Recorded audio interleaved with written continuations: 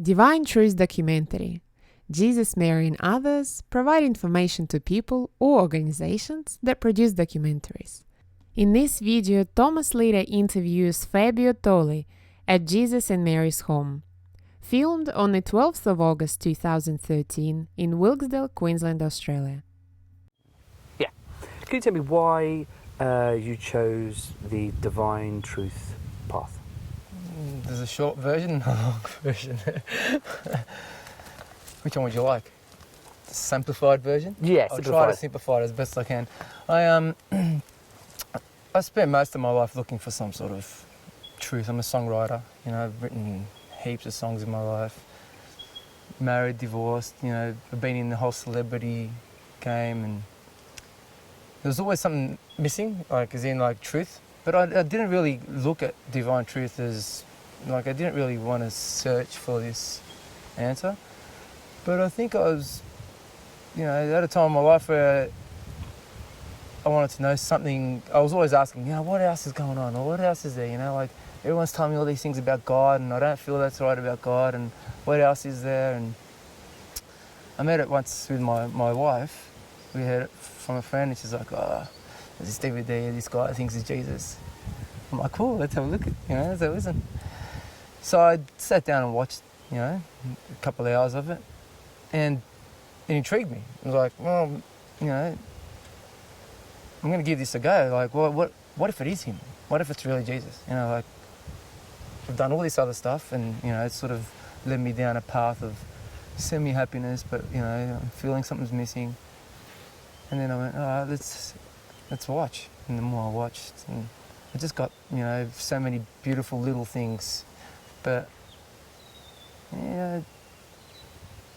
what led me to it was just my desire to know what else there was that I didn't find in religion or spirituality or anything. It's just a short version of that. And so do you believe that AJ and Mary are Jesus and Mary Magdalene? Starting to. Yeah, I've been listening for a few years, and I'm just starting to sort of feel that they are. At first I didn't care. It didn't faze me. I was saying some good stuff about God. I didn't really. But now it's starting to could be really them. It's starting to feel like it. But yeah, not 100% yet. But starting to. So how has Divine Truth helped you? Well, I put a lot of things that are in the Divine Truth, that, they've been talking about, into practice before I actually heard about Divine Truth. I was already sort of doing a lot of the stuff, with my anger management. A counsellor said to me years ago, Fab, you got to be responsible for your emotions, when I was in marriage counselling. And, I didn't understand what that meant for a while, so I just went, okay, what's that mean? And then, I started to get angry like that, and I went outside and started bashing things and felt tears for the first time, that grief, real grief. And I'd seen my dad do that when I was young. My dad was quite abusive, and one day he went out and destroyed a shed and started crying, and I went, okay. He never was abusive really much after that. And some of my music idols, I'm a musician, so some of my idols like Eddie Vedder and, Metallica even, weren't afraid to cry on television. So I thought, if I was going to do stuff, that I would just follow, this stuff. And then I heard about AJ saying, got to get your anger out and, follow your desires and be open to, a law of attraction. So I tried a lot of it. These main things like desire and, following my heart and feeling my emotions. But not as in this kind of weak kind of feeling of emotions, just this feeling of honest feeling. I started to really be truthful with people. Someone was making me angry, I'm like, oh, you're pissing me off, I'm going to take off, and deal with it. And I'd have some sort of feeling for them after. So I think that's what I got most. The essence of it was follow your desire and be open to feeling your emotion.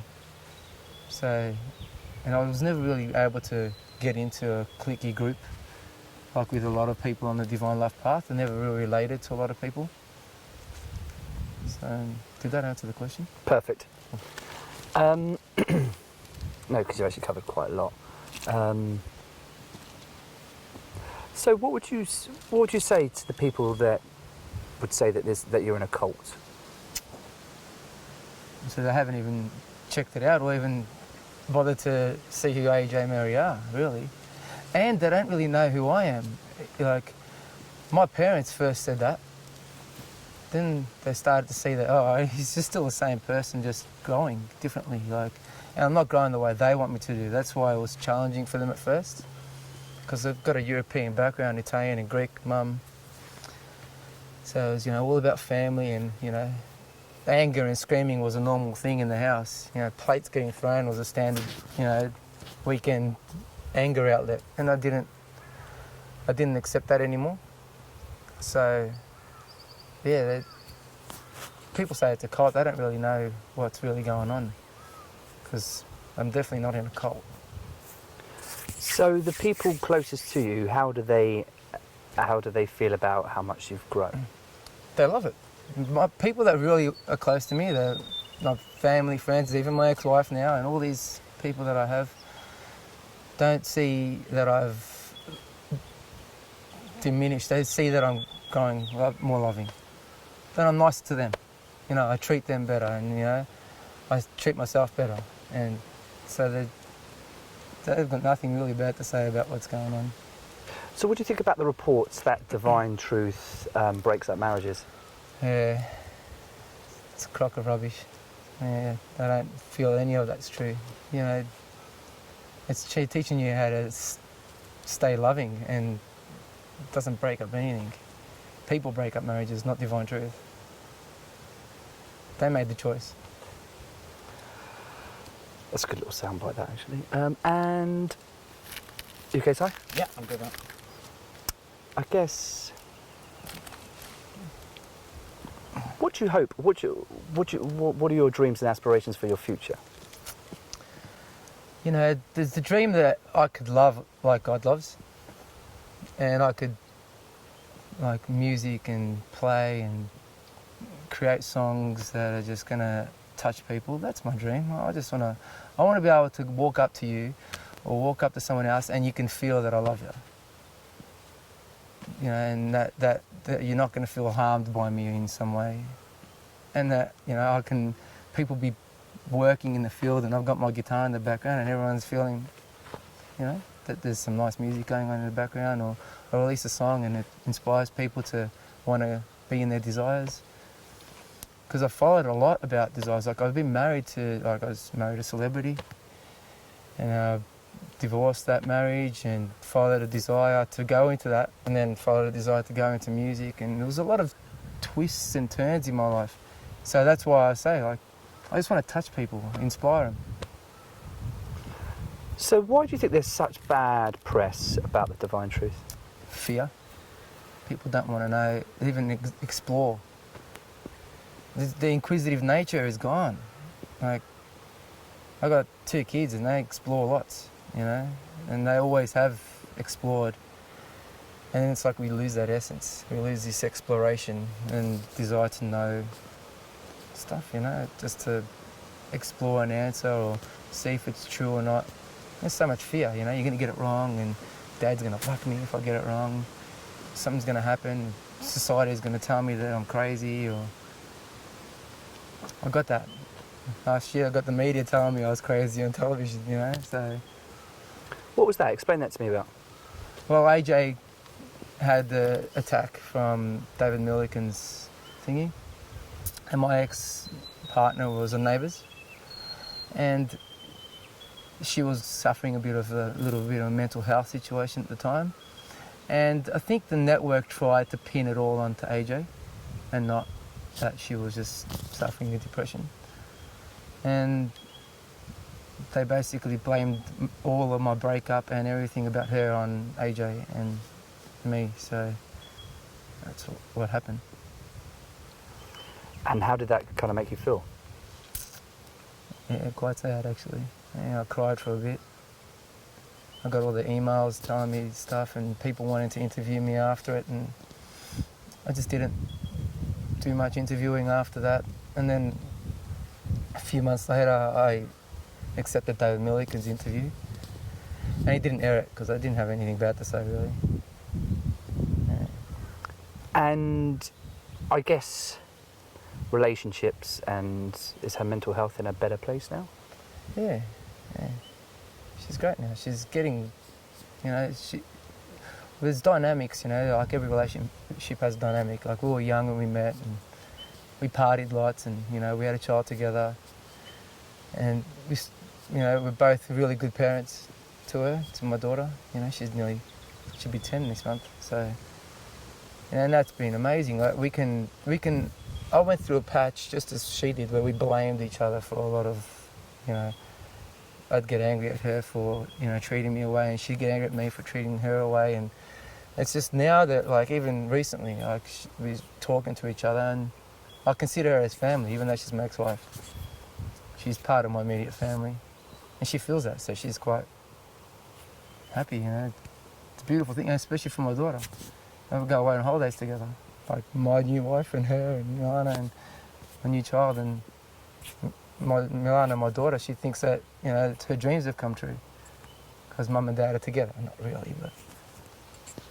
So in a way, you could actually argue that it's helped significantly then. Completely, because I'm not and I noticed that she was getting defensive in some of the interactions, and I just stopped the interaction and say, babe, I do love you. I'm not doing it to defend, to cut you down. I just want to make this easier for us and for our child, and she's feeling that now. Like we've spoken about, divine love and all that, and she thinks AJ's nuts, her personally, but she loves the idea of what's happening to me. So, and she loves the idea of what he's teaching. She just thinks that the Jesus bit should be taken out, as most people do, and you can't because it's truth. So wonderful. Thank you for being so honest. Is there anything else you'd like to say? Don't know. No, not really. There's so much I could say. I think this has changed my life more than anything else. Has changed my life in the better. It's made me feel freer and more open to people and more open to, music and the things that I love. So, yeah. So would you say the only thing to fear is fear itself then? Of course. And yourself. Yeah, yourself. Fearing yourself. That's been my biggest fear, is me. I've been scared about, getting things wrong but now I still have fear, but I don't act on them. Like I don't let the fear stop me from doing something that I really like to do, but used to. Brilliant, thank you. Awesome. Right, cut. Yeah? Yeah. Can I speak? Yeah. So what type of difficulties did you have with your marriage? Well, I was quite needy. It started off really nice. We were a great time, and we spent a few years together, and we had a baby, and it was great. And Kim got Dirty Dancing, a stage show in Australia. So I stayed home with the baby from when she was born. Kim continued working and all that stuff. And by the end of Dirty Dancing, I reckon I got a bit needy. But I could feel that the relationship was drifting, like we were drifting. And that was a massive challenge for me because I didn't know how to deal with that emotion. I didn't know how to deal with it at all. All I could deal with was anger. Like that's all I knew. And I'd get these spouts of anger every now and then where I just lose my head, and it'd scare Kim, and I didn't realise it at the time that I was scaring her. And then What type of anger? What do you mean? I just like scream and yell or throw something, or I never hit her or anything, but I got angry to a point where it scared her. And when Milana was about 3, I had another episode where the same thing happened, and she got so scared that she called the police. And that was basically when the counsellor told me that I needed to get responsible for my feelings and my emotions. And I left that marriage, and I was just like stuck. I was stuck for a long time. Like I was stuck in this blame place. And I didn't really know. So any other kind of semi-relationship I'd have after that, I'd always have this feeling of insecurity that I wasn't enough, which must have come from somewhere because it was in me. I didn't feel I was enough. And then that's when I started to say, all right, I'm just going to go, anger's coming, I'm going to go outside. I saw my dad do it, I'm going to go do it. And it was the anger that I had to really get through, the grief that I didn't feel like I was loved. And after that happened, you know, all the media stuff happened pretty much after that. And then it felt easier to just be around Kim, and I felt really sorry for what I did. Like, it actually hurt a lot about how I treated her. And I called her up once when she was in hospital, and I just sort of just cried and told her how much I was sorry for what I did, and I really meant it. And she felt that, you know, like. And then from that day on, things sort of changed, you know. But, you know, we both drifted. Our marriage ended because we drifted apart. We were young, and we didn't really know much about ourselves to be in such a serious relationship. Even in the media, you know, like, do things in the media and, you know, be involved in this celebrity world. I was nowhere near any celebrity world. Kim grew up in it. Me, I was just, you know, some guy from the western suburbs of Victoria that found a prize woman, you know, and ended up being in the papers. But it was just difficult. And there was the anger that I needed to really focus on. So yeah, I had a lot of pain to feel about what I'd done and how I treated her. But I love her now, so, and she knows that. So why do you think you had so much anger? Well, the feeling I had about my anger was that I'd sort of had a sense of, my whole life, I was always wanting love from a woman. Even when the first little crush I had on a girl, you know, like I remember when I was, you know, in grade 3 or something, I always wanted something that I couldn't get. And then my life got really hammered. Like I got bullied really hard when I was young, and physically abused, you know, by my dad and from people at school. And I didn't know how to deal with that kind of fear, so I started to learn karate and all that just to get away from being petrified, and thought that I need to stand up for myself. It's a man, don't cry, you got to be strong, and I'm going to fight everybody. And I just got angry instead of anything else, and it just kept going. And then when a relationship would happen and I'd feel like I'm losing the relationship, I'd get in a rage, thinking that, you know, knowing that they're drifting away, and me getting angry is making it worse. So they're moving further away from me, and it just kept going with the anger. And I think it just came from a lifelong. So it must have probably come from my parents somehow, because I was the oldest out of 4 children, and my 2 brothers after me came pretty quick, like 11 months and then 18 months. So I probably felt maybe a distance from my mum and my dad at the time. I think it just stayed in me. But so I'm just dealing with that emotion myself. So that's probably the main reason for my anger. I just felt far away from my partners. And how is Divine Truth helping you with that anger? Well, I don't really have much of it anymore. I had a big moment for about 2 years, like a year and then a little break and then a year, where I was constantly just expressing rage that I had inside me. So, you know, at that moment, if you interviewed me, you'd think I was crazy, because I was constantly on that bag, just really letting out some anger that I didn't want anyone to see or anyone to know about. Like I'm talking about now, but I didn't want anyone to know, see. It's just something that I needed to feel inside me, and it was there. Like I couldn't hide it. Like I'm not going to go down the street and say, hey, how you going? Everything's cool. And when inside me, I felt rage.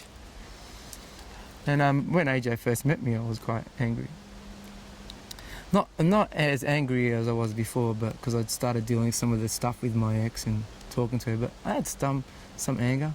And I think it was allowing myself to grieve that was the biggest, beautiful thing. And I knew it was all right, because I seen my dad do it. And I seen, you know, James Hetfield from Metallica do it, and, you know, Eddie Vedder, all these people that I looked up to allowed themselves to cry in front of people. So, because I saw that, I was just like, oh, it's okay. I'm a man, but I'm still allowed to cry. These are, you know, James Hetfield's a big man, you know, and he's playing Metallica and he's crying on television. So I thought, you know, if they can, I should be able to, and I did. I let myself cry. That was the gold. Grief's the healer, I reckon. Grief is the healer of the world. If people started crying and stopped fighting, we'd have no problems. They just cry all the time. And eventually that stopped. Excellent. Good place to stop. Yeah? Perfect.